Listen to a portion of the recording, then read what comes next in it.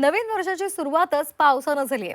मुंबईसह उपनगरांमध्ये पहाटेपासूनच पावसाला सुरुवात झाली। ऐन हिवाळ्यामध्ये पाऊस बरसल्यामुळे आश्चर्य व्यक्त केलं जातंय। खरं तर या संदर्भात हवामान विभागानं सुद्धा कुठलाही इशारा दिलेला नव्हता, अंदाज वर्तवलेला नव्हता आणि त्यामुळे अचानक पहाटेला जेव्हा मुंबईकर उठले तेव्हा त्यांना घराबाहेर पडताच आपण पावसाळा सुरू झाल्याचा भास त्यांना झाला होता। कारण ऐन हिवाळ्यामध्ये पाऊस बरसत होता। अनेक ठिकाणी मध्यम ते हलक्या स्वरूपाचा पाऊस झाला। मुंबईसह उपनगरांमध्ये पाऊस झाला होता। मुंबईकरांची त्यामुळे तारांबळ उडाली। अचानक आलेल्या पावसामुळे कामावर जाणाऱ्या नोकरदार वर्गाची सुद्धा तारांबळ उडालेली आहे। ही तीन दृश्य आपण पाहतोय, सायन, लोअर परेल आणि नवी मुंबई भागातली। मनश्री पाठक आपल्यासोबत जोडल्या गेलेल्या आहेत। मनश्री, सध्या आपण कुठे आहात आणि सध्याची काय स्थिती आहे?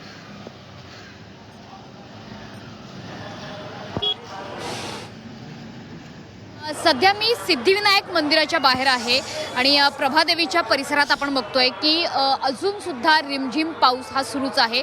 कुठलाही इशारा खरं तर हवामान खात्यानं दिलेला नव्हता। जसं तू म्हणालीस, अजून सुद्धा आकाशात आपल्याला ढगांची दाटी बघायला मिळते आहे। अजून सुद्धा मुंबईच्या बऱ्याच भागामध्ये रिमझिम पाऊस पडतो आहे। खरं तर पहाटे 5 वाजता मुसळधार अशा स्वरूपाचा पाऊस झालेला होता आणि अचानक आलेला हा पाऊस आहे। खरं तर गेलं वर्ष म्हणजे 2025 या वर्षात अगदी अवकाळी पावसाचं हे वर्ष म्हणावं असं राहिलेलं होतं। त्याच्यामुळे कोणतीही पूर्वसूचना नसताना, कोणताही अंदाज वर्तवलेला नसताना अशा प्रकारे पावसाचं आगमन होणं हे 2025 मध्ये आपण अनेकदा बघितलेलं आहे आणि अगदी 2026 ची सुरुवात ही सुद्धा अशाच अवकाळी पावसानं झाली असं म्हणायला हरकत नाहीये। त्याच्यामुळे खरं तर एक प्रकारे असंही म्हणलं जातंय, अनेक श्रद्धा, आस्था अशाही व्यक्त केल्या जात आहेत की पावसाच्या म्हणजे नववर्षाच्या पहिल्याच दिवशी वरुणराजांना आशीर्वाद दिलेला आहे। मात्र निश्चितपणे हा वरुणराजाचा आशीर्वाद एका बाजूने असला तरी सुद्धा हा अवकाळी पाऊस मात्र आपल्या आरोग्यासाठी आणि सोबतच शेतीसाठी सुद्धा तितकासा चांगला नाहीये।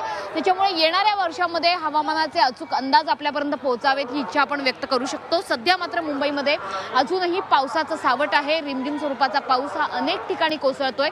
अगदी सिद्धिविनायक मंदिराच्या प्रवेशद्वारावर सुद्धा आपल्याला बघायला मिळते की भाविकांची मोठी रांग असली अगदी या रिमझिम पावसामध्ये सुद्धा अनेक भाविक उभे आहेत आणि आज नववर्षाच्या निमित्ताने अनेक जण पर्यटक हे बाहेर देखील फिरायला निघालेले आहेत। त्यांना देखील खबरदारीच्या सूचना देण्यात येत आहेत। धन्यवाद मनश्री दिलेल्या या सविस्तर माहितीसाठी।